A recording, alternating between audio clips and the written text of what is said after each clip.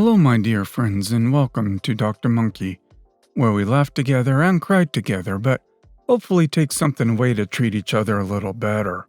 Here's some interesting stories. One about OP who cut off her mom and told her she will never see her grandchild. Months later, OP received a video from her mom, so watch to find out what happened next. Please subscribe if you haven't, and I hope you'll enjoy it. Story 1.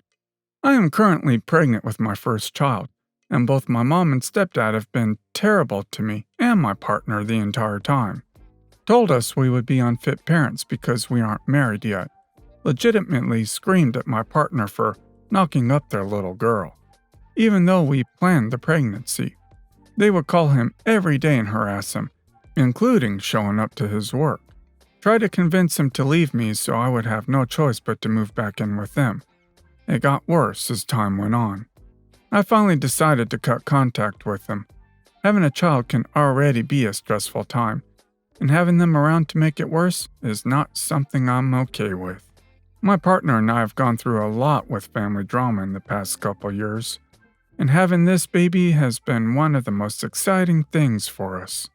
If my parents can't be nice to my partner, then they don't get to see our baby. Plus, they are the kind of people who don't wear masks in public and actively choose to be in large gatherings with no social distancing, so them seeing a newborn is out of the question. One day, I sent my mom a very detailed email of why she is not allowed to be a part of my life anymore, and will not be seeing her grandchild. To make things even better, I also noted that we will be moving across the country shortly after she is born to be closer with other family members. So, she is not only cut off, but we are literally moving far away and never coming back. She responds by showing up at our house at 11 o'clock at night, screaming outside our door about how it is her baby, and she deserves to be there for it. I tell her to back off and eventually she leaves. Months go by and she will text me randomly, asking about technical problems with her Wi-Fi router or something and needs help. Little things like that don't mean much to me, and I sent her the info she needed. My cousin also had a virtual baby shower, and sent my invitation to my mom's house accidentally, so my mom came by to give it to me. Things slowly came to a point that we were fairly amicable with each other, but I stood my ground about our boundaries, and nothing had changed. She knew this. Then she sends me a video today that blew my mind. She redecorated her entire guest room to be a nursery, crib, changing table, $400 worth of newborn clothes, toy chest, stroller, a car seat for her car, and the list goes on. In the video, she's in tears saying, "Oh my God, I can't believe my baby is going to be here soon. This is where she will sleep, where I will change her little diapers. These will be her toys." Is she psychotic? Her baby? Sleeping and living at her house? What? So I call her up immediately, and I reiterate that we are still moving across the country soon, and that she will have no contact with the baby before that. Her response? "Oh, okay, we will see about that." Genuinely confused on what part of "you will have no contact with this baby" does she not understand, or things will change in the next few weeks when the baby is born. Is she planning on stealing her from us? I am at a loss for words. Edit. I showed my partner the comments I've been getting, and I think we're starting to take this a little more seriously, and we'll be contacting a lawyer on Monday. I wanted to mention a couple things to clarify as well. I have been seeing a psychotherapist the past few months, strictly due to the relationship I've had with my mother throughout my life, and all of that is documented. My midwife and hospital is also very aware of the situation and the emotional stress I have been going through. So we will definitely be utilizing this in the case that she tries to sue us or call CPS. Also, due to the virus, only my partner is allowed to be with me during the birth anyway. We will be keeping things hush until after we move. We would have moved months ago if it was financially possible for us. We also spent a lot of money on my birth center here That is non-refundable. She is due in August, and our lease ends in September. We already have everything set up to move, and our family is helping us out. Just a waiting game at this point. My partner is my power of attorney if something happens to me during the birth. We are currently in a state that is against grandparents' rights. The only way she would be able to sue us for visitation is if both myself and my partner were deceased. Even after we move, she still cannot file for her GPS if she is living in this state. OP should contact the police and maybe a lawyer. You might want to think about getting a restraining order. And without doubt, you should make certain that the hospital where you deliver knows neither she nor your stepdad should be allowed anywhere near you or the baby. Update. Backstory. My mom and I have not spoken for many months now. My entire pregnancy she was terrible to me and my partner.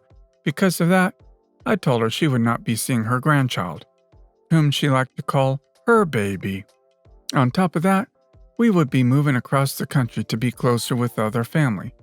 Her response was, "We'll see about that," and then proceeded to build a nursery in her room filled with brim and baby essentials.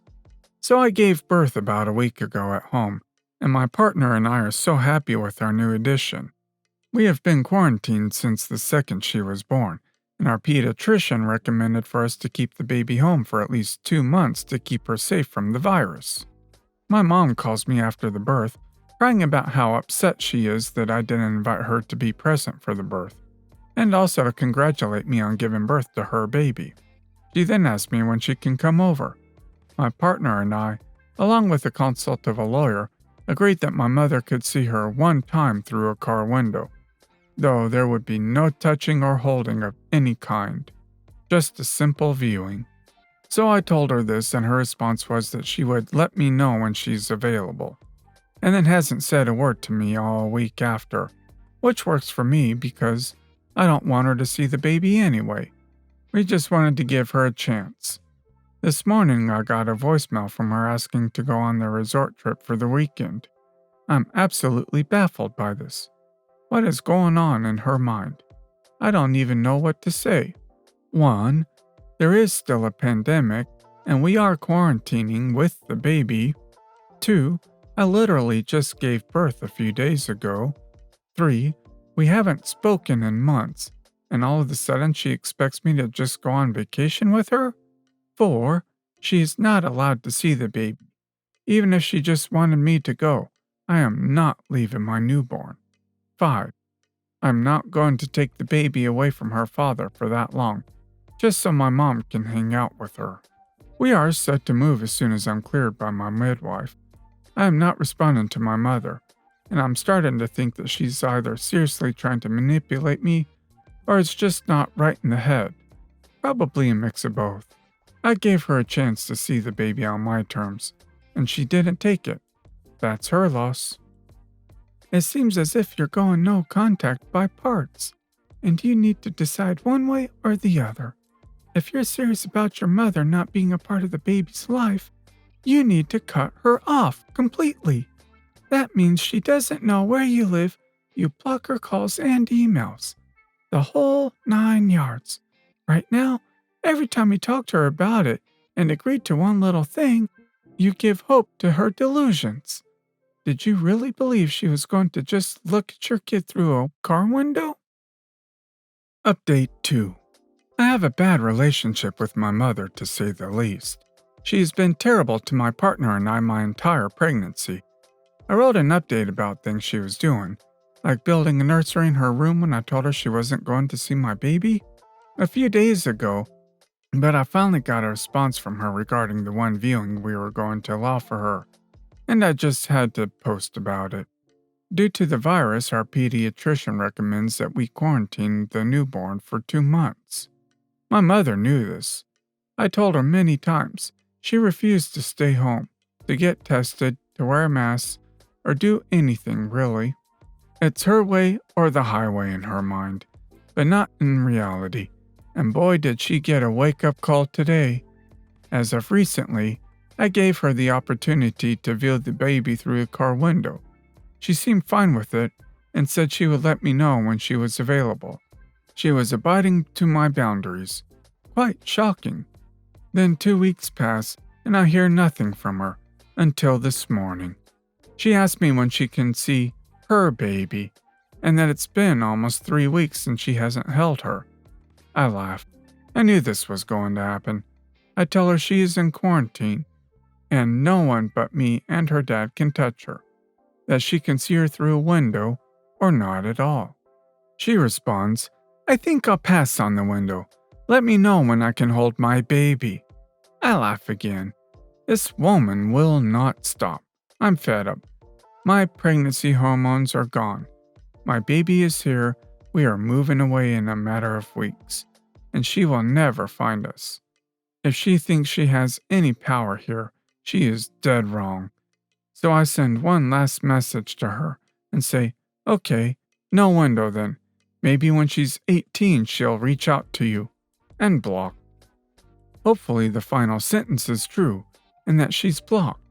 This relationship is toxic for whatever reason. I've also read some previous posts, but once a relationship has gone that way, it's either fix it or walk away. You have a child, so put your energy into that. Don't spend any more time on someone like that. Story 5. I'm a preschool teacher. Oh, I've got some fun stories. Today, a mom put in a complaint about me. Her kids are twins, 3 years old, and they're an absolute mess. I love kids, but these two are something else. Their names are incredibly similar, first of all. Picture a parent naming their twins Candy and Mandy, or Mackenzie and McKinley, so these girls don't know their own names. They both think their name is Mackenzie. They came into my class not potty trained. They barely know any letters and colors and have a low vocabulary, even though they have an older sibling. Both parents and a nanny taking care of them. They hit and shove each other, pull each other's hair, and try to stick their fingers in each other's eyes. They have literally stepped on my other kids to get where they're going because they're so used to always having their way. One of them, McKinley, can be cute, and I had already made progress with her. She's using the potty by herself now, knows a few colors, and has started to respond to the correct name. Then there's Mackenzie. This child literally clutches her pearls and looks offended if I ask her to do basic things, like clean up her toys, go potty, or line up for recess. She gets angry if she's told to say please, screams chicken if she doesn't like her lunch, and says no while giggling to everything she's told to do.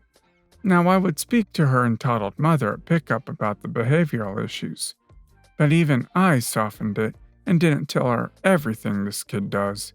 Ian would insist that all of her behavior was because they speak 2 languages. Sorry? Mackenzie knows exactly what go potty means. She just doesn't like to do it. So last night she was throwing a bigger fit than usual. I told her she could stand and walk to the potty or I could carry her, but laying down and kicking her feet wasn't an option. She didn't get up, so I picked her up and took her into the bathroom. I gave her a minute to stand still and calm down, then told her to use the potty. She immediately slapped me, hard in the arm. This was the first time she hit someone other than her twin. I made her go potty and sat her in the library away from the other children because she's still throwing her tantrum, and I don't want her to hit another kid.